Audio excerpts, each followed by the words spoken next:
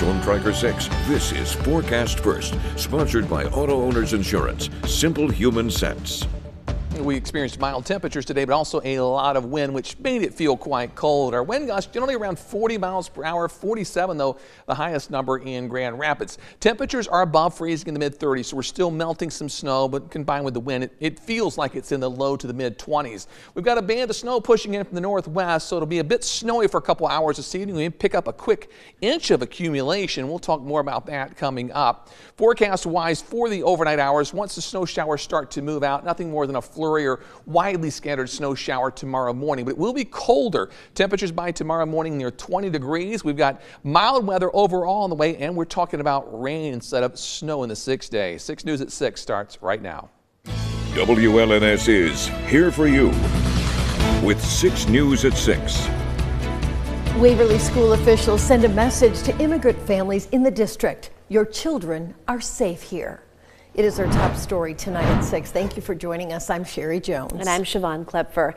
In a message to district families, Waverly Superintendent Kelly Blake acknowledged that immigrant families are, quote, grappling with uncertainty due to recent executive orders regarding immigration status. And those include an order by President Donald Trump restoring federal efforts to deport all undocumented immigrants. The Biden administration focused those efforts on specific immigrants like violent criminals. The president also wants to deputize state and local law enforcement into this effort and block federal funding to places that refuse to cooperate. In her message to families, Superintendent Blake says schools should be sanctuaries where children are safe to learn. She says Waverly schools do not collect or share information about immigration status. Blake also encouraged families affected by the situation to contact her office directly so the district can help address any relevant concerns. Deportation raids have started here in Michigan and across the country. On Sunday, police arrested more than 950 people. That's more than 3 times the average under the Biden administration. And these arrests are already facing legal challenges here in Michigan. Nick Simon heard from the lawyers behind the lawsuit. He's here for you now to break it all down. Sherry, Siobhan, the Trump administration is relying on a policy called expedited removal to arrest and deport people as fast as possible. Civil rights activists say that the process has already started on the east side of the state, and they're preparing a legal challenge to slow things down and give people their day in court. These lawyers say that the expedited removal policy that Trump has been relying on only applies to people who have crossed the border in the last 14 days. And people who have been here longer have earned the right to legal protections. That includes getting the chance to appeal the deportation in front of an immigration judge and getting the chance to pay bail until that court date comes. But right now, that's not happening, and they say that it's leading to some big mistakes. You cannot just take me, put me on a bus, on a plane, and get me out of here. All right, you must put me under normal standard removal proceedings under the immigration laws. That's the danger. And we've seen already the actions have already been implemented. Individuals, some of them were arrested were U.S. veterans. Some of them they're arrested were U.S. citizens. Some of them they're arrested were individuals that were deported back to Mexico, and they're not even Mexican. This is the same legal team that has beaten Trump in court before, including challenges to the Muslim ban during the first administration, and they're confident that they can do it again. We'll make sure to keep following this story as it develops, and we'll keep you updated both on air and online. Back to you. Nick, thank you. Over the weekend, there were rumors of ICE agents making arrests in Jackson. Well, we checked in with the Jackson Police Department, the Sheriff's Office, and the Blackman-Leone Township Police. They say they were not aware of immigration officials operating over the weekend, and none of their officers were involved in any operations. Well, staying with politics, Republicans are complaining about Secretary of State Jocelyn Benson's announcement that she is running for governor. The GOP takes issue with the venue of that announcement. Benson announced her candidacy for governor last week in the lobby of the Richard H. Austin Building, which is a government building in Lansing where several state departments are located. The Michigan Republican Party filed a complaint with the Bureau of Elections, claiming the government building is a public resource and therefore cannot be used for political activities. Benson's campaign responded today, pointing out that the lobby of the building is a public space and any activity protected by the First Amendment, like a political announcement, can take place there as long as it does not interfere with the operation of the building. She adds any candidate is welcome to use that space, and making claims to the contrary is, quote, playing a political game. Elsewhere in Lansing, Republican State Representative is reviving a unique proposal to find and eliminate government waste. It would give journalists who identify that waste a 10% bounty. Our Capitol correspondent Tim Skubic spoke with the lawmaker behind it. Republican Representative Aragona tried last year to do this and failed, so filed this story under, if at first you don't succeed, try again. I'm getting ready to introduce it. We are going to have something. The it in this is the following. Any reporter that uncovers waste in state government, and if this proposal is adopted, they would get a reward, a 10% reward from state government for saving your tax dollars. Ferreting out waste is a favorite issue of both Republicans and Democrats because they can tell the voters, I helped to save your tax dollars from being misused. Last April, this owner, Faye Baydorns, of a nonprofit organization, was accused of misusing a $20 million state grant, including the purchase of a $4,500 coffee maker for her office. At the time, Representative Aragona asserted that watchdogs in state government completely missed this, which is why he argues we need outside help. Yeah, we didn't even have internal controls in our state government or in the legislature to figure out what was going on. It was the Detroit News who broke that there was a $4,500 coffee maker and that she was paying herself $402,000 between her and her secretary over 3 months. The proposal failed last year, but now, with the House Republican Speaker creating so-called 6 oversight committees, the representative thinks, well, here's a chance for looking for wasteful spending in the Whitmer administration, and reporters can help. I look forward to working with whoever's on that oversight committee and speaking with them about it and seeing if that's something that they would get interested in. But how would taxpayers feel about their money going to reporters? Some might call that a waste.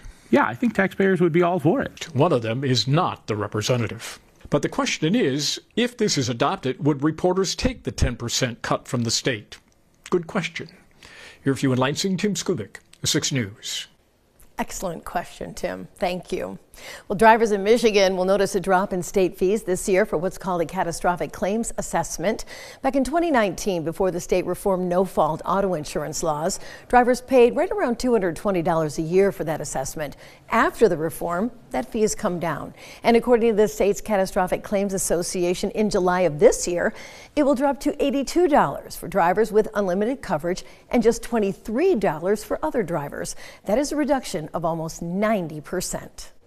2 people were sent to a hospital over the weekend after a head-on crash in Ionia County. It happened around 7:45 Saturday night. According to the sheriff's office, a man from Lake Odessa was driving a car on Jordan Lake Road near Musgrover Highway when he crossed the center line and hit an oncoming vehicle. Both drivers were taken to a hospital, but were told their injuries are not life-threatening. Investigators say alcohol use and heavy snowfall were both factors in this crash. A suspect is in custody after a police chase and a shooting in Lansing. Yes, the police department says it began on the north end of the city near the intersection of Cesar Chavez and Massachusetts Avenue. Copy westbound Grand River Highway, speed 72 miles per hour, no traffic so far. Can you give me that vehicle description again? It's going to be a Chevy Silverado. It's going to be white in color. Now, around 10:30 last night, police were called about shots being fired into a home. Lansing and DeWitt police chased that suspect, who they say shot at an officer before being stopped and arrested on Grand River Avenue near the airport. No one was injured. From Storm Tracker 6, this is Weather First, sponsored by Auto Owners Insurance. Simple human sense.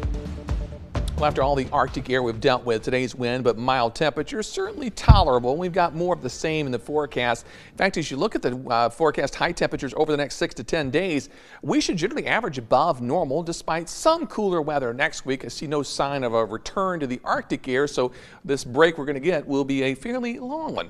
Temperatures currently are sitting in the mid-30s. We're above the freezing mark with 35 in Lansing and St. John's, as well as Mason, 34-degree cooler in Charlotte. Wind chills have been in the low to the mid-20s, so it's felt plenty cold outside today, but the sunshine out there made it feel a lot nicer. We've still got some sun, just a little bit on the McLaren cam, as that band of snow is going to begin to move in from the northwest fairly soon. Temperature at 36 degrees, high temperature today made it up to 37 degrees. In Grand Ledge, the clouds beginning to thicken up. Temperature at 35 degrees after a morning low of 19 and a pretty impressive wind gust, close to 40 miles per hour. This evening in Jackson, temperature beginning to cool off, but not by much. We're at 35 after a high high of 36. Wind gust was up to 40 miles per hour. In Hillsdale, the wind gust a little bit less, but still quite breezy at 34. Our current temperature 35 degrees after a high of 37. Here comes this band of snow, pretty impressive, and once it moves through or once it moves in, you'll look outside and go, oh boy, this looks pretty nasty out there. This is a pretty decent snowfall rate, but it's just not going to be here that long. The back edge already making its way on shore, so it'll quickly move through the area over the next couple of hours. Precision cast is because of a cold front that's moving through, and there still could be a flurry or snow shower tomorrow morning. I just don't really anticipate a whole lot of activity. This next system is further north, so most of the accumulating snow should be well north of mid-Michigan. As this low moves through, it'll push a little cooler air back into the region as well and could give us a few snow showers on Wednesday morning. Those should move out by Wednesday afternoon. We'll see partly cloudy skies returning. Snowfall should be an inch or less, although I suspect the bulk of our accumulation will come in the next couple of hours, and it could be close to an inch. Then when you factor in Wednesday's snow showers, that may get someone a little bit over an inch, but not by much. So over the next few days, snowfall accumulation's minor. Again, it's just going to look pretty impressive when that band comes through this evening. Tonight's forecast, overnight low down to 20 with snow showers, most of those occurring in the evening hours. Then for tomorrow, a stray snow shower in the morning, decreasing clouds a bit in the afternoon, and the winds will again begin to pick up tomorrow evening as that second area of low pressure passes by to our north. The 6-day forecast, couple snow showers Wednesday morning, and then warm enough for snow showers to rain showers probably Friday.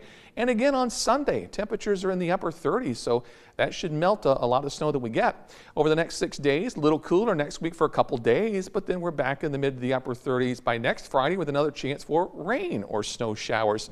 My, how the tide has turned. Now, instead of talking snow and Arctic air and below zero temperatures, we're talking about rain and melting snow. This is what Sherry brought back to us, so thank you, Sherry. Oh, it's great to be back. We're going to send you to Florida more often. And Thursday, almost 40 degrees, so. We're not complaining. And Siobhan just said, Sherry, it's still light out. Look at the Capitol camp. We have a little bit of light still left. Love it. I do too. Me too. Thanks, David. Well, coming up, more MSU students will be